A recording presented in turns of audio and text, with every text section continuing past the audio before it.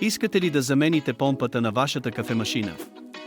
С тези стъпки ще го направите бързо и лесно.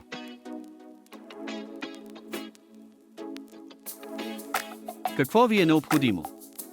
Отвертка, клещи и нова помпа. Стъпка 1. Премахнете корпуса. Започнете с развиване на винтовете отзад и свалете задния панел. След това извадете резервоара за вода от уреда. После освободете страничните части на корпуса. Стъпка 2. Премахнете старата помпа. Първо разкачете всички маркучи и кабели, свързани с помпата.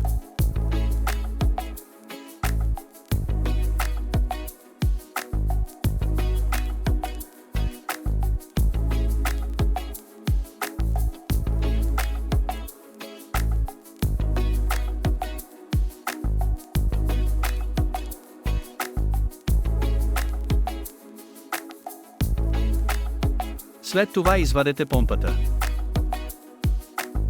Стъпка 3. Поставете новата помпа.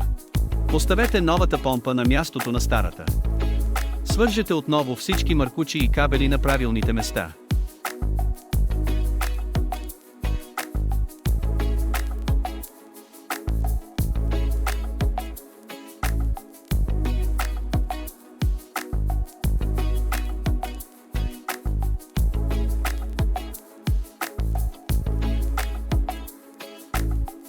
Стъпка 4. Върнете корпуса обратно.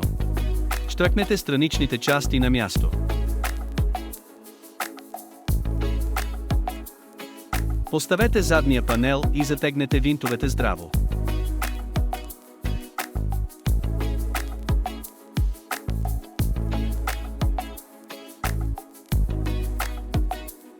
Помпата е заменена и кафемашината е отново готова за употреба.